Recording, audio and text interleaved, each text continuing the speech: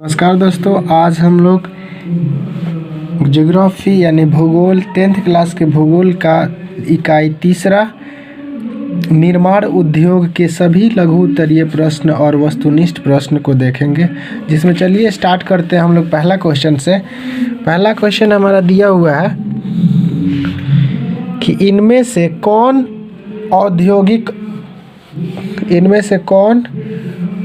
औद्योगिक अवस्थिति का कारण नहीं है? बाजार, जनसंख्या, पूंजी, ऊर्जा। तो दिए गए प्रथम क्वेश्चन का आंसर हमारा हो जाएगा जनसंख्या, यानी ख ऑप्शन इस क्वेश्चन का सही हो जाएगा। अगला क्वेश्चन हमारा है भारत में सबसे पहले स्थापित लौह इस्पात कंपनी निम्नलिखित में से कौन सी थी? ऑप्शन दिया हुआ है भारतीय लौह इस्पात कंपनी यानी IISCO या TISCO या बोकारो स्टील सिटी या विश्व सौर लौह और इस्पात उद्योग। 2 नंबर क्वेश्चन का आंसर हमारा क्या होगा? तो इस क्वेश्चन का आंसर हमारा टाटा लौह इस्पात यानी TISCO। ख नंबर ऑप्शन इसका सही हो जाएगा।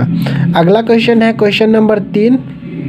पहली आधुनिक सूती निम्न मिल मुंबई में स्थापित की गई क्योंकि?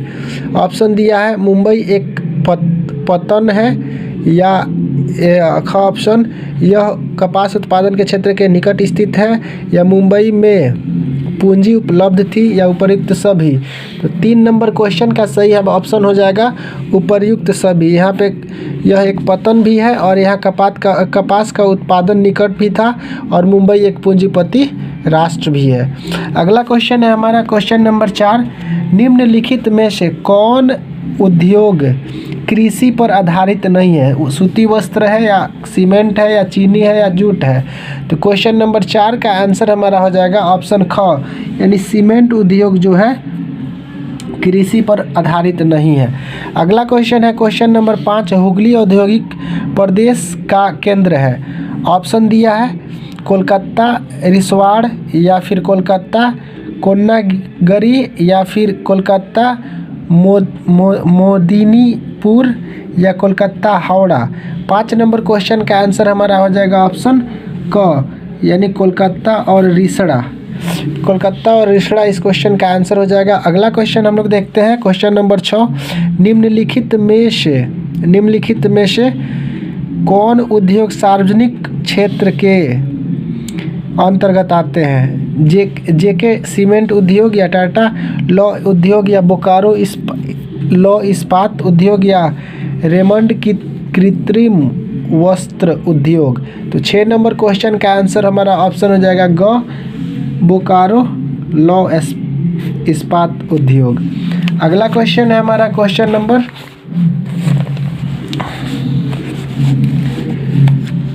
नंबर 7। इनमें से कौन उपभोक्ता उद्योग है? ऑप्शन दिया है पेट्रो रसायन, लौह उद्योग, या चीनी उद्योग, या चितरंजन लोकोमोटिव। इस क्वेश्चन का आंसर हमारा हो जाएगा 7 नंबर क्वेश्चन का आंसर ऑप्शन ग, चीनी उद्योग।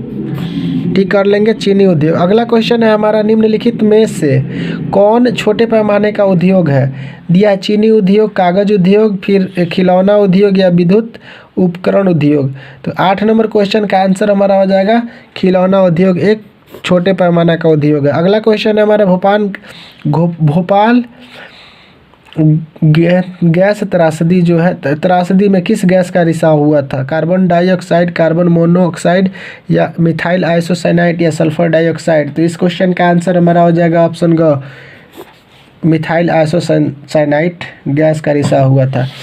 और आप लोग से एक क्वेश्चन आप लोग कमेंट सेशन में दीजिएगा कि मिथाइल आइसोसाइनाइड भोपाल गैस त्रासदी में किस सन में हुआ था, और डेट भी कमेंट सेशन में ज़रूर बताइएगा।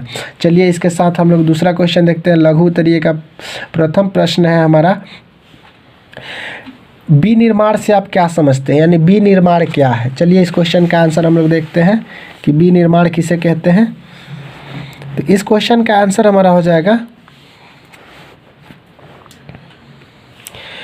वर्तमान समय में विनिर्माण उद्योग किसी भी राष्ट्र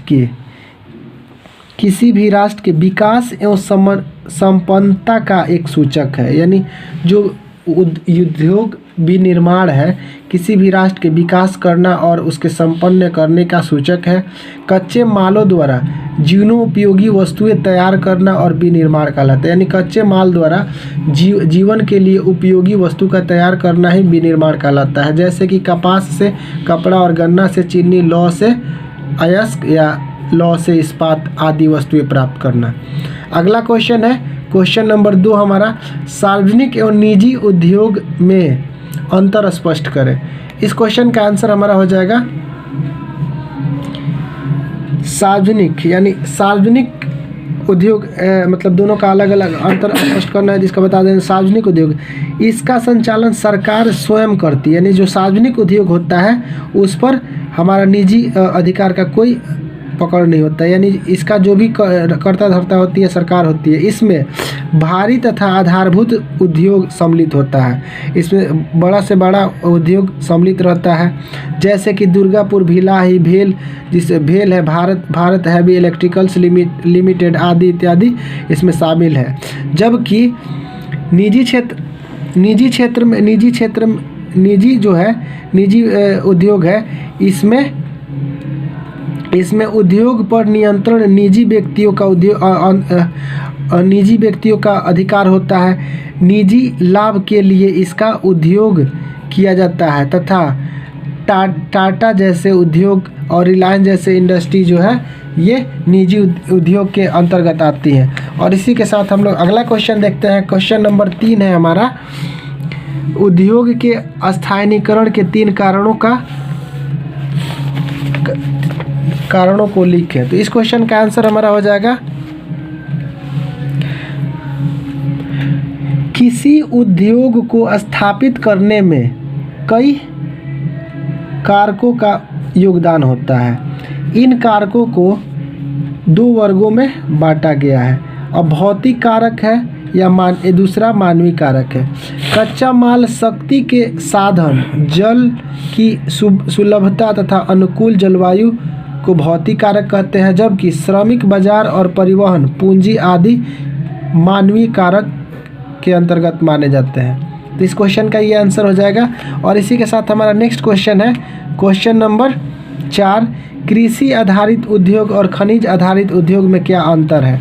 तो इस क्वेश्चन का आंसर हमारा हो जाएगा, कृषि पर आधारित उद्योग को कच्चा माल कृषि से मिलती है। यह उद्योग ग्रामीण क्षेत्रों में अधिक मात्रा में किया जाता है, जैसे चीनी उद्योग, सूती वस्त्र उद्योग, जूट उद्योग, ये सभी कृषि से संबंधित है। जबकि खनिज आधारित उद्योगों के लिए कच्चा माल खनिज संसाधनों से प्राप्त किया जाता है, जैसे कि सीमेंट उद्योग हो गया, लौह उद्योग हो गया, या फिर एल्युमिनियम उद्योग। एल्युमिनियम को एल लिख दिए हैं, कोई दिक्कत नहीं, आप लोग समझ लीजिएगा, जाहिर सी बात है आप लोग को एल संकेत एल्युमिनियम का है। एल्युमिनियम उद्योग और उर्वरक उद्योग, ये सभी जो होते हैं औद्योगिक संसाधनों से इसका कच्चा माल प्राप्त किया जाता है।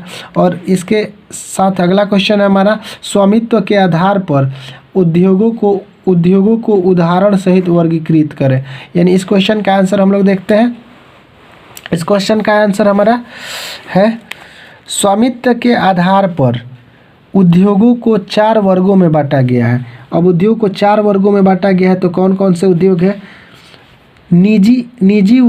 निजी क्षेत्र का उद्योग, यानी निजी क्षेत्र का उद्योग तो आप लोग को पता ही है, ऐसा उद्योग जिसका स्वामित्व किसी एक व्यक्ति के हाथों में होता है उसे निजी उद्योग कहते हैं, निजी उद्योग क्षेत्र कहते हैं। यानी कोई एक व्यक्ति उसका मालिक हो, पर्सनल कोई व्यक्ति हो, उसको हम निजी उद्योग के अंतर्गत लेते हैं। जैसे कि आप लोग कह सकते हैं कि बजाज उद्योग, डाबर या गोदरेज उद्योग, यानी डाबर का जो भी प्रोडक्ट आप इस्तेमाल करते हैं वह एक स्वामित्व यानी निजी व्यक्ति का होता है। और बजाज जो गाड़ी इस्तेमाल करते हैं, बजाज का कोई भी चीज़ इस्तेमाल करते हैं वह एक व्यक्ति का होता है।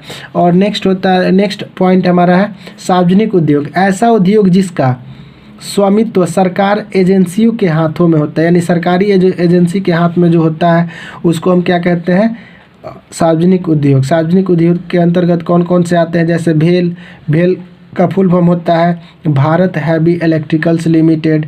और सेल जो है यहाँ पे भारत का जो सेल है ये भी आपका सरकारी एजेंसी है। इसमें क्या होता है तो आप लोग कमेंट्स में इसका फुल फॉर्म बताइएगा। और नेक्स्ट हमारा पॉइंट है अगला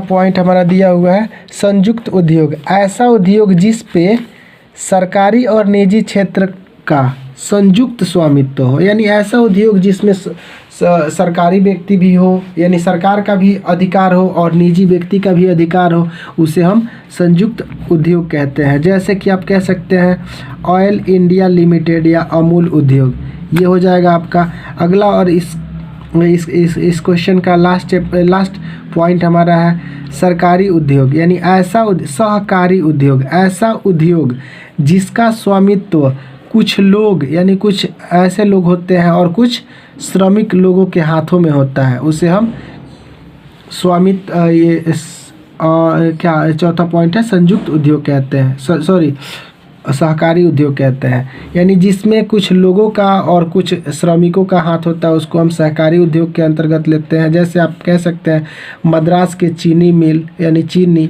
और केरल के नारियल इत्यादि का उद्योग, ये जो भी है कुछ श्रमिकों के हाथ में भी है और कुछ ऐसे पूंजीपतियों के हाथ में भी है।